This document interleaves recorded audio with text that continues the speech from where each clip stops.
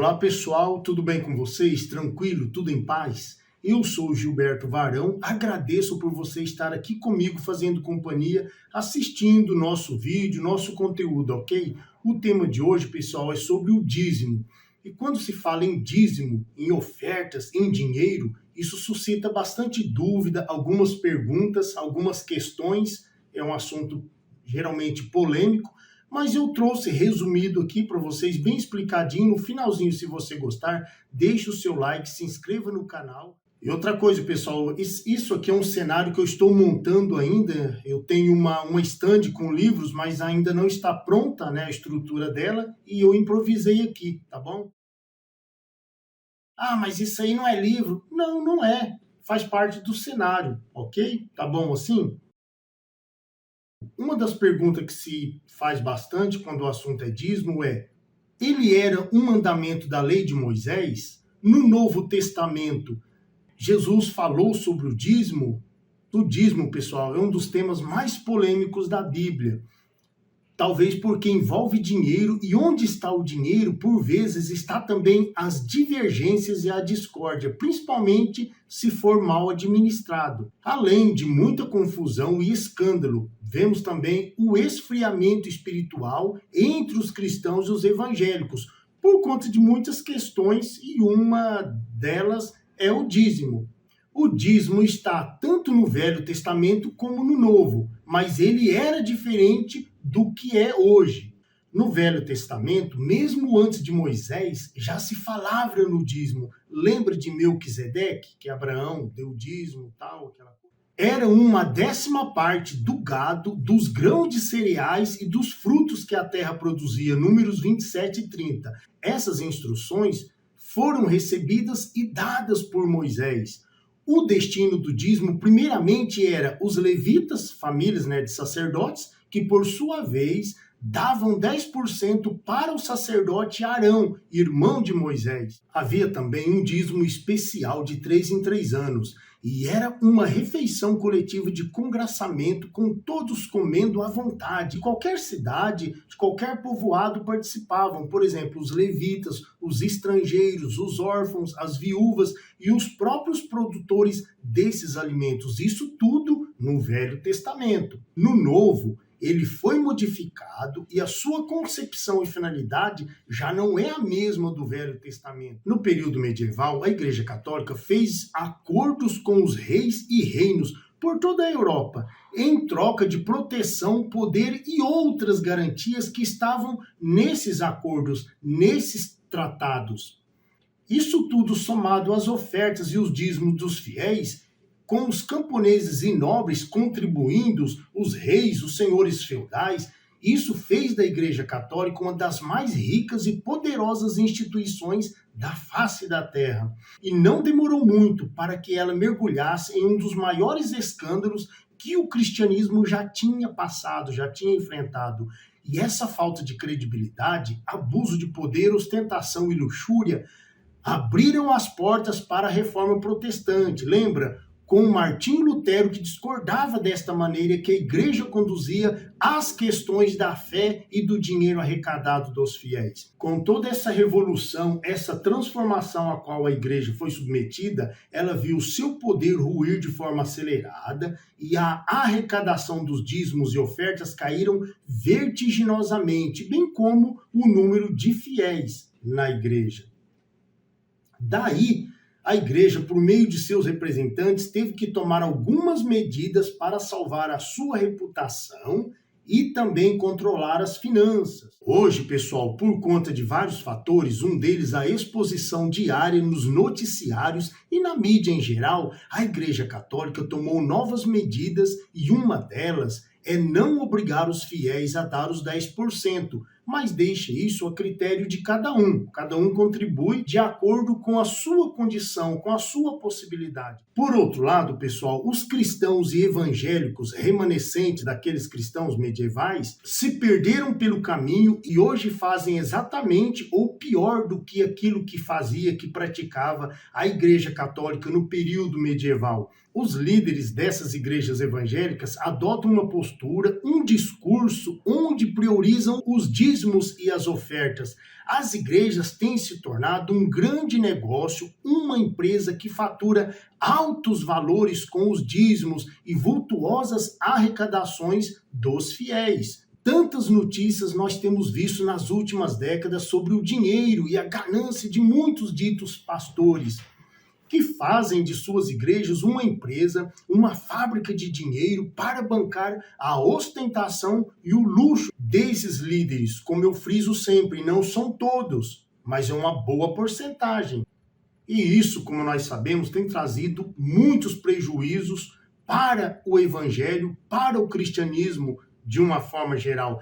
Estaria hoje Martinho Lutero revirando no túmulo se soubesse do que está acontecendo com o remanescente daqueles que romperam com a Igreja Católica? Muitos se apegam naquela frase do texto onde o apóstolo São Paulo disse que o pastor que cuida das ovelhas tem o direito de tosquiar a lã da ovelha, de tirar o leite dessa ovelha para as criancinhas, para os seus filhos. Então não usei esse direito para não causar impedimento à causa de Deus, antes subjugo meu corpo e o reduzo à servidão para que, pregando aos outros, eu mesmo não venha de alguma maneira a ficar reprovado. Então, era um direito que o pastor tinha, que o obreiro tinha. Só que eles esquecem, esses pastores que usam esse texto fora de contexto, para puxar a brasa para sua sardinha, eles não falam que o próprio apóstolo Paulo disse: eu não usei desse direito para não causar impedimento à obra de Deus. Então, Paulo não usou, ele trabalhava, ele armava tendas, ele não foi pesado aos irmãos, ele fez oferta para os crentes pobres de Jerusalém por conta do Império Romano. Mas ele mesmo não foi pesado aos irmãos. Ele falou que quem não quer trabalhar, que não coma também. Ele foi bem claro, mas os pastores não falam isso. Eles só falam na parte que o obreiro é digno do seu salário. Então, isso aí é uma má interpretação dos textos bíblicos. Só que é muito mais fácil a gente ficar com o texto que nos agrada. A pessoa vai lá, o pastor, o obreiro, ele procura a parte que agrada, né, o seu ego, as suas necessidades, e ele aplica aquilo ali. Mas a parte que fala que de graça recebeste, de graça dai, aí eles não falam muito sobre isso. Não é verdade? Aí muitos vão dizer assim: mas Jesus deu dízimo, Jesus mandou. Lá em Mateus 22:15, ele diz: dai a César o que é de César e a Deus o que é de Deus. Inclusive, Jesus deu o dízimo. As pessoas falam isso, né? Muito bem. Por que ele fez isso? Porque ele veio para cumprir a lei. Até que ele não fosse para a cruz, ele cumpriu toda a lei, não deixou passar um tio, um acento. Lá na cruz do Calvário encerrou-se a lei, encerrou-se o dízimo, encerrou-se o Velho Testamento. Então, a partir daí é graça. De graça recebeste, de graça dai também. Pregar o evangelho sem cobrar, sem explorar os irmãos. Mas não é fácil cumprir isso aí, né?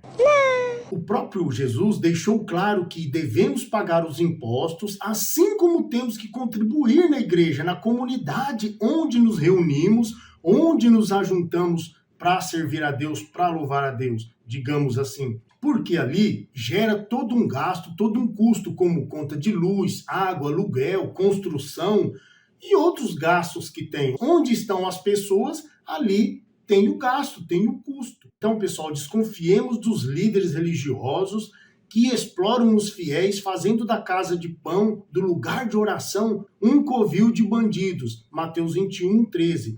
Ai de vós, escribas e fariseus hipócritas, que pagais o dízimo da hortelã, do funcho, do cominho, enquanto descuidais o que há de mais grave na lei, a justiça, a misericórdia e a fidelidade. Isso é mais importante do que dar o dízimo, mas a parte que agrada a eles é a parte do dízimo, né? Chama mais atenção, é mais importante. E também saberemos usar as coisas e amar as pessoas, e não amar as coisas e usar as pessoas, a inversão de valores, beleza? A nossa motivação ao devolver parte do que ganhamos não é conseguir bênçãos materiais de Deus, mas a expressão, a gratidão de adoração por Deus pelas dádivas recebidas. Deus não faz troca com ninguém. Existem igrejas que ensinam a teologia da prosperidade, um tipo de barganha com Deus. Mas Deus não pode ser comparado a um fundo de investimento. Não é essa relação que ele deseja ter com seus filhos, com os fiéis. O Senhor nos ensina a ofertarmos humildemente, com sinceridade, não por ostentação ou interesse. Em Lucas 21, de 1 a 4. As ofertas voluntárias ajudam na propagação do cristianismo, mas também é a causa do seu abandono por muitos religiosos, por muitos cristãos e evangélicos, decepcionados com o comércio feito com ele por parte dos seus líderes e religiosos, com esse dízimo arrecadado desses fiéis. Então, pessoal, era isso. Um assunto polêmico, resumido, porém, para que a gente possa entender um pouco sobre essas questões do dízimo. Hoje não é mais válido como era no Velho Testamento. No Novo já é diferente, no período medieval teve toda essa problemática, então essa forma de explorar os fiéis está errada. Outro sim, o dinheiro é necessário, precisamos fazer a contribuição, não por obrigação, não estipulando valores, mas é necessário ter essa contribuição e, em alguns casos, até auxiliar o irmão que cuida ali do rebanho, que doa o seu tempo para a igreja. Mas não são todos os casos, são casos específicos, esporádicos. A maioria desses irmãos precisam trabalhar de dia, se for preciso, trabalhar de noite. Então, ele não tem que ficar explorando o povo, os fiéis. É esse o nosso argumento, digamos, de protesto. Beleza, pessoal? Se esse conteúdo foi importante para você, de alguma forma ajudou você a entender melhor, deixe aqui a sua opinião, o que você acha de tudo isso, o que você pensa. Se inscreva aqui no Simplesmente, deixe uma sugestão de vídeo também. E eu já convido você para o nosso próximo vídeo aqui do Simplesmente. Beleza, pessoal? Como sempre, a todos vocês, o meu muito obrigado. Valeu!